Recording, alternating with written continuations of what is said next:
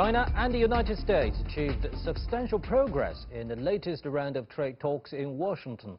The U.S. agreed to suspend a planned increase of 25 to 30% in tariffs on $250 billion worth of Chinese goods. The two sides carried out candid, efficient and constructive discussions this time on multiple economic and trade issues of mutual concern and made arrangement for future consultations. So, how far are the two sides from a final settlement that addresses the core points of contention between the two countries?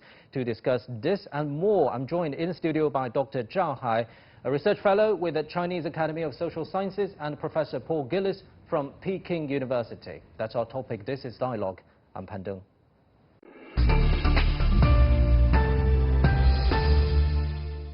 So, gentlemen, let me start with this very term, substantial progress. What's your reading into the word substantial, Professor? Well, I think most people are viewing the agreement as not being particularly significant in its big terms, but it is substantial in the sense that the countries did come back together and they're continuing to negotiate, and they've got a pathway now to try to reach a more comprehensive settlement. And I think both sides got very important issues to them. China got to call off further increases in tariffs, which is important to prevent an escalation of the trade war.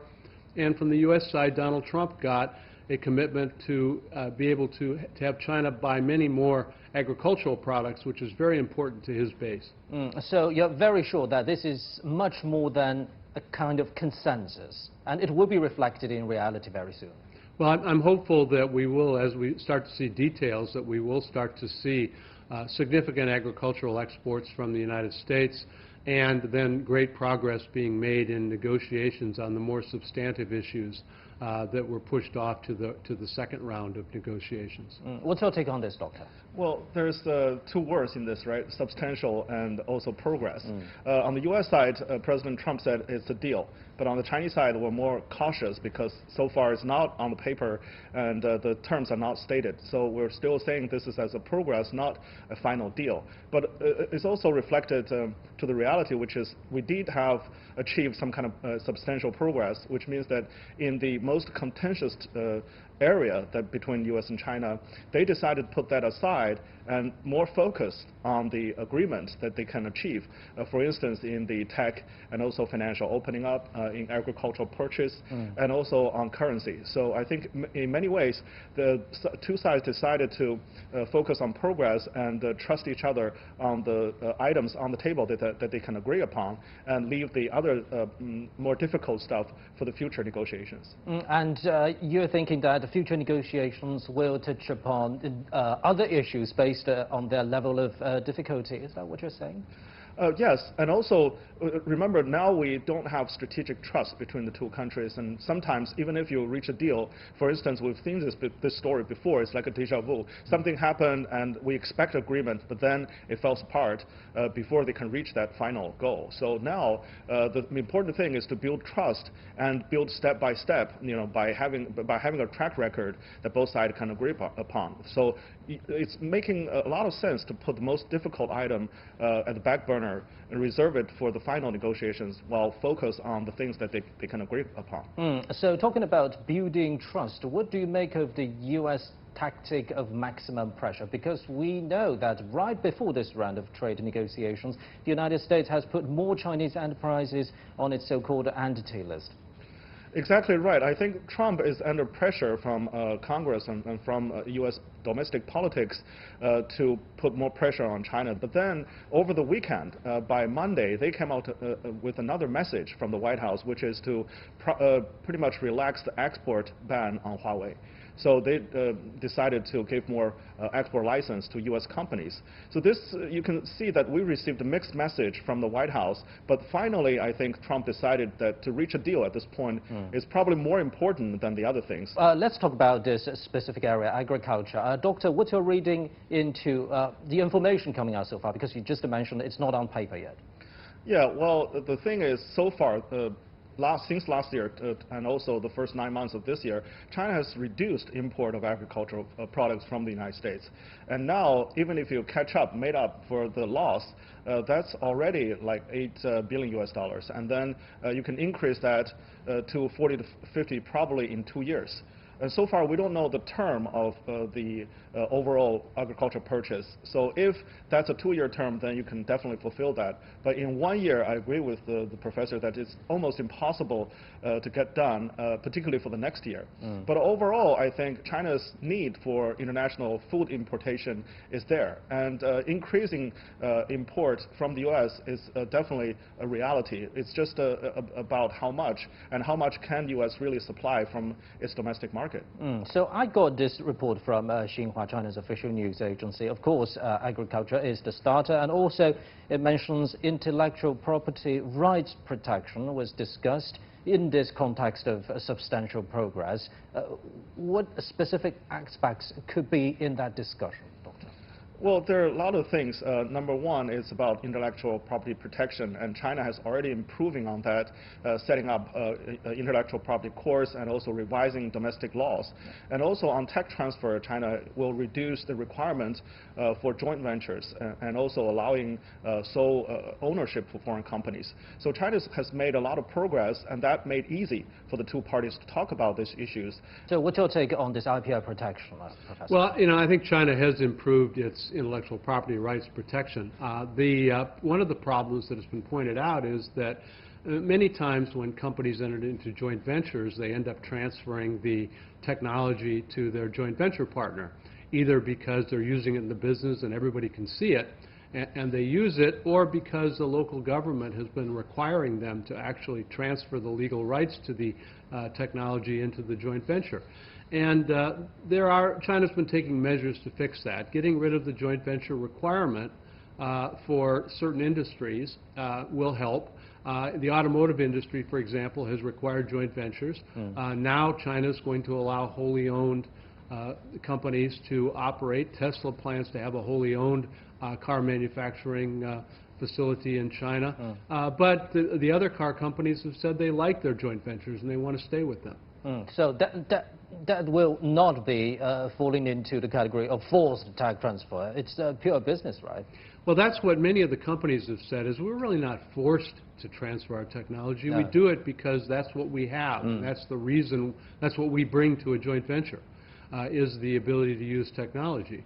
Now, once it's in China, though, some partners have illicitly used and stolen that technology. That needs to stop. But China's enhanced the intellectual property rights regime so that if it's properly applied, I think it should be effective.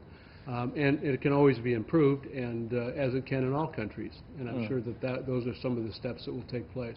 Yes, Dr. Zhang. I think there might be some legitimate concerns from the U.S. side, but mostly because recently there is severe competition inside China's market, and American companies are losing some of the grounds. They tend to blame China for their lost ground, and then they tend to use technology transfer or IPR issues as an excuse. So I think in many ways we have to differentiate what's the proper requirement for the protection of IPR and also tech transfer, and what's that cannot be fulfilled by China because of the competition. What do you make of this argument, Professor?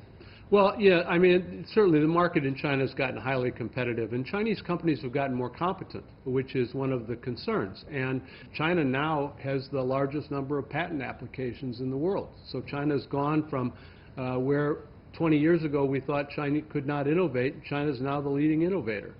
But what do you make of the current status?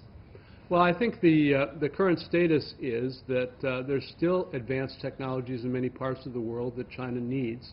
And what is important is that it respect international technologies, that it license those technologies or buy those technologies or create their own alternatives to doing that. And I think that we've been making progress in that direction, and it's time for China to continue to move forward in that area. Right. Another key area of focus during this time's negotiations is exchange rates, because the U.S. has designated China as a so-called currency manipulator before this round of trade talks. Do you think it will be removed after this substantial progress, Doctor?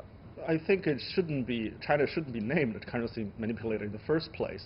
And the most recent fluctuation of Chinese yuan exchange rate is because of the market force, not because of the Chinese government activities. So I think the U.S. needs to remove China from that list as soon as possible.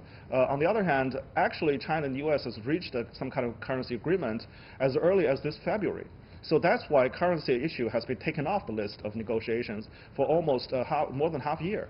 And the currency issue, of course, re-emerged because U.S. imposed another round of tariff and Chinese yuan depreciated. So I think for the future negotiation, as we confirm and make public of the currency agreement between the two countries, the U.S. needs to move toward removing China from the currency manipulator list. Professor, do you think this kind of drama, flip-flop drama, is a kind of a blow to the credibility from the U.S. side? Because many observers are saying that the United States designated China as the so-called currency manipulator when it was not actually manipulating the currency. Well, Donald Trump promised during his campaign that he would label China a currency manipulator on day one of his tenure. He didn't do that. He did wait for it. And I think one of the things that happened is that China is not a currency manipulator according to U.S. law. What about the next topic for discussion this time? Financial services. What would be the direction in the near future, Dr. Zhao, in this very particular area? Will China open more sectors of its financial market to foreign companies and businesses?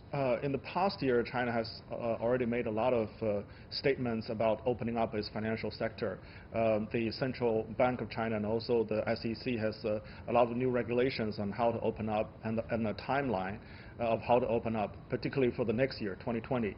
By the beginning of the next year and also in the middle, by the end, there will be 3 rounds of opening up, allowing foreign companies to control security firms, for instance, funds, and also opening up more the financial market for the insurance companies. So I think overall, that issue is not a most contentious issue between U.S. and China, and U.S. has agreed that the opening up of Chinese financial market is according to China's agenda and it's to the agreement on the U.S. side. For Chinese players on financial market in China's domestic market, do you think this is also a kind of show of confidence, saying that, okay, we can compete with foreign players on a level playing field? It is originally China's own intention to open up the market. It shows confidence and also the need for China to have a more complex, multi-layered capital market for itself. So I think it's just a matter of time and the reason, how do you open up and which parts do you open up more. And now, because of the trade negotiation between U.S. and China just accelerate that steps and probably make some of the future agendas to lift that up to now. What's your take on this, Professor? Do you think Chinese companies should be worried about more foreign players in the domestic market? I think, well, obviously competition, I think China learned after WTO that competition is often good. It makes Chinese companies stronger and more innovative. Now, certainly the market has been protected for certain Chinese companies. For example, UnionPay has pretty much had a monopoly on the credit card business, and I think that'll be opened up pretty soon to American credit card companies like Visa and MasterCard. But I don't think that they're going to find it a particularly easy market to compete in. It'll probably make UnionPay perform better. Right, gentlemen, we'll be continuing this right after this. You're watching Dialogue on CGTN. Stay with us.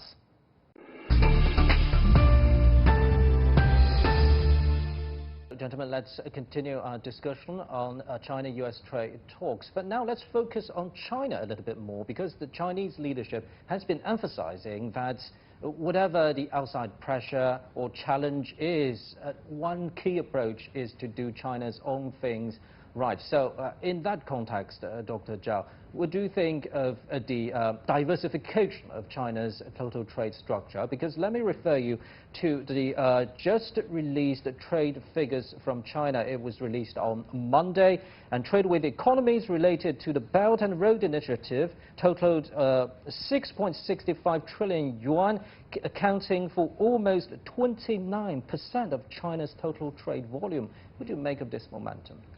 Well, that's according to China's plan and original design, because China wanted to diversify its export market and also have a closer trade relations with other countries other than developed world. Because China's the three biggest markets, EU, United States, and Southeast Asia countries are all growing, but at a slower pace. And because of the Belt and Road Initiative, China has been increasing investment to those countries, and that leads to more trade because of the better infrastructure and better industrialization in those countries. So overall, you can see that the numbers are increasing since last year, in the past couple of years actually, and now it's been accelerating because the other part of the export market are basically stable or not growing as fast as we can hope for. So in the future, I think China will pay more attention to other countries and have more regional trade deals and bilateral trade deals to secure other markets other than those developed world. And we can see that it's not only China and other countries are seeking regional or multilateral trading deals. It seems like a global phenomenon, if you will, Professor. Is that a kind of a repercussion from the unilateralism upheld by the Trump administration? I think it absolutely is that Trump has decided he does not like multilateral deals, trade deals. He wants to do bilateral deals. And the rest of the world, I think, still wants to stay with the globalization mode that the world has been in since the 1950s. And so I think we're seeing more multilateral deals to counter the America First approach that Donald Trump has taken. So where does that put the World Trade Organization, which was almost hand-created by the United States back then? Yeah, clearly Trump has little respect for international institutions like the World Trade Organization. He believes that it doesn't protect American interests, that it operates too slowly. China has become more committed to it. China's gotten great benefits from being a member of the World Trade Organization and wants to see disputes like the dispute that China is having with the United States handled through the mechanism of the World Trade Organization. And that is what China is doing. And that's what China is doing. And I think we are going to see in the coming years which approach works the best. What's your take on this, the role of the WTO? I think it might, at the end of the day, turn out to be a good thing, because actually WTO reform has been stalled about 10 years ago, a decade ago, and it hasn't made any major breakthrough or progress for many years now. So I think because of Trump's ignorance and also kind of downplay of the importance of WTO, now many countries are paying more attention of the importance of the WTO, because WTO usually is out of the picture because it's so it's everywhere and people are following its rules. Now because of those rules are in danger, people are paying more focus and trying to improve and reform that organization. By the end of the year, the WTO will definitely be in crisis because of the dispute settlement mechanism will be in danger. But I think with the pressure continue to accumulate, many stakeholders like EU, US, and China will continue to talk with each other and try to find a resolution for this problem. Because the world really needs WTO. Without WTO, there are many, many problems of global trade, and will definitely greatly reduce the possibility of the future growth.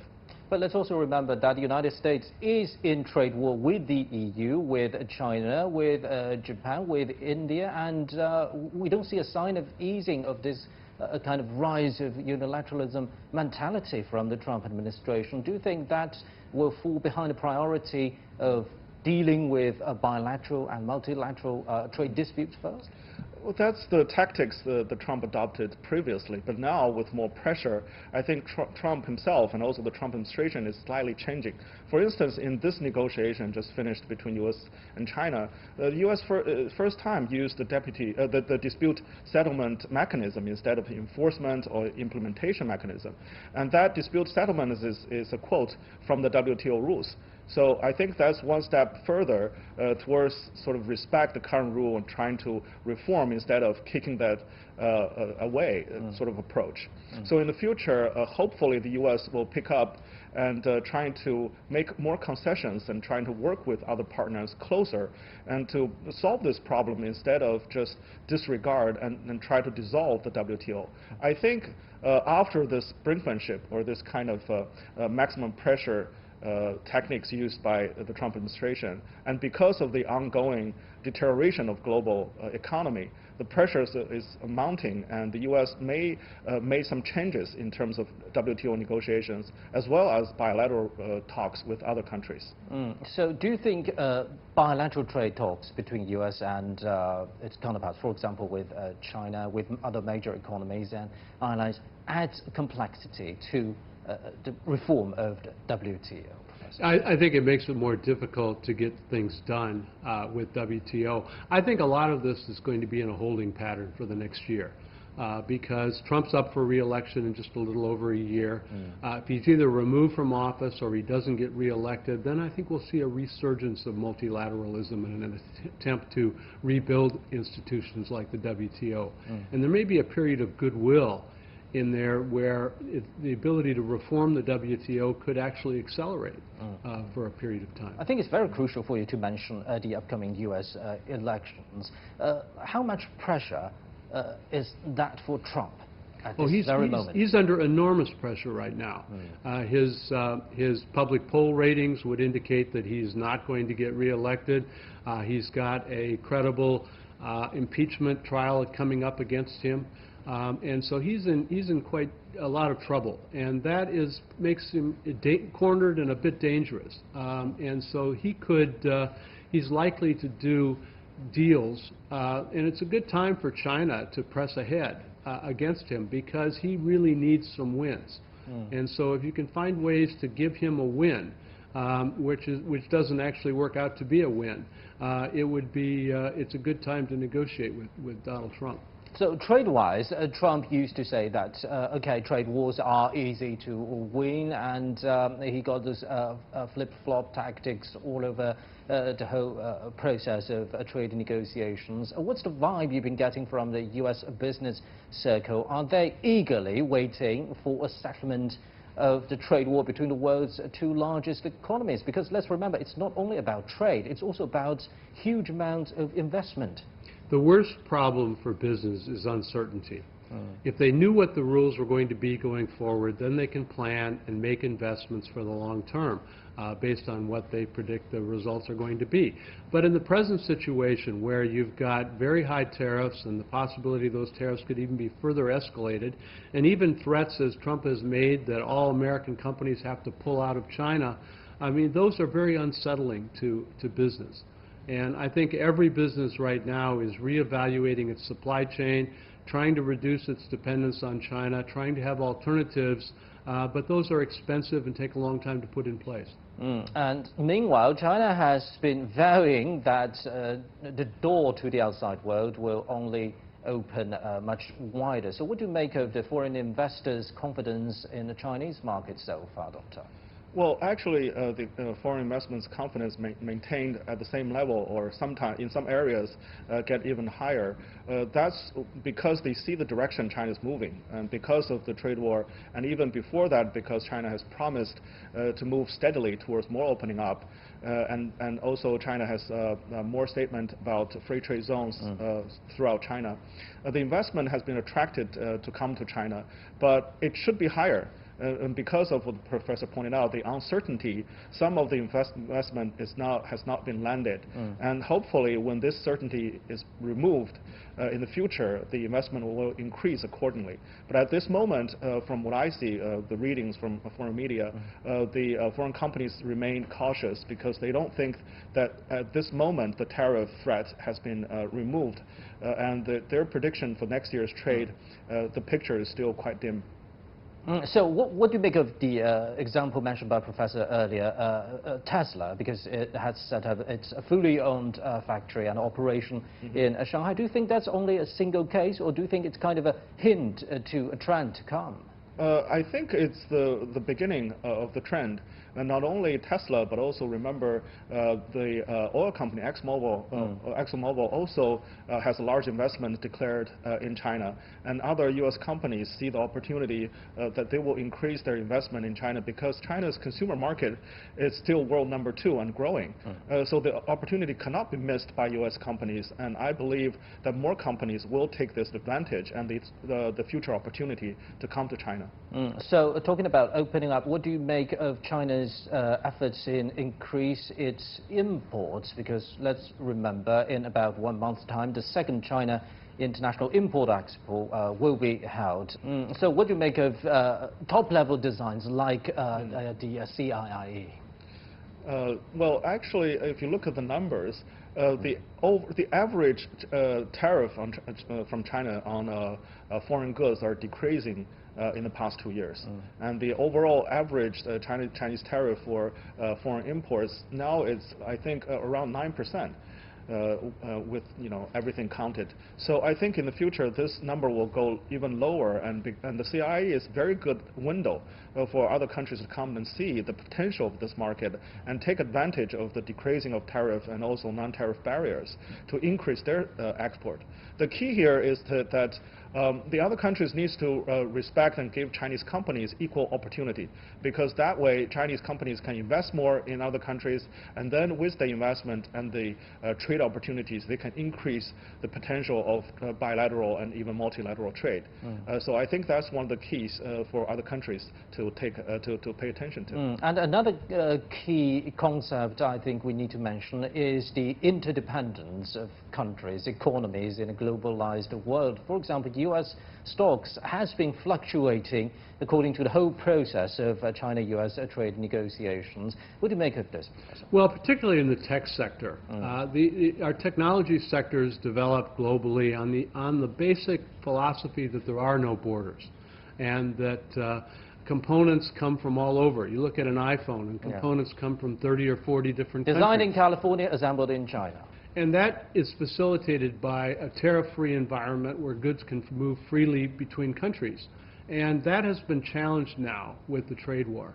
And I think industry would like to see us get back to a situation where we can really count on a more free flow of ideas and goods around the world. How serious is that challenge, Doctor? That's one of the problems when the U.S. saying, economic security is national security. When you mix the two, it's very important, it's very difficult actually in the tech sector and in many other sectors with technology to maintain an open floating of goods around the world. I think the key of that is to reach agreement, particularly between U.S. and China, to differentiate civilian and military use technologies and to maintain and make sure that the environment for global tech trade will be out of the national security issue. And that's why China has been trying to persuade the U.S. to look at the tech from a different perspective and rebuild trust between the two countries so that national security excuses cannot be interfered into this normal trade relations. Thank you very much, Dr. Zhao Hai and Professor Paul Gillis. And that's it for this edition of Dialogue on CGTN. I'm Pan Deng in Beijing. Bye-bye.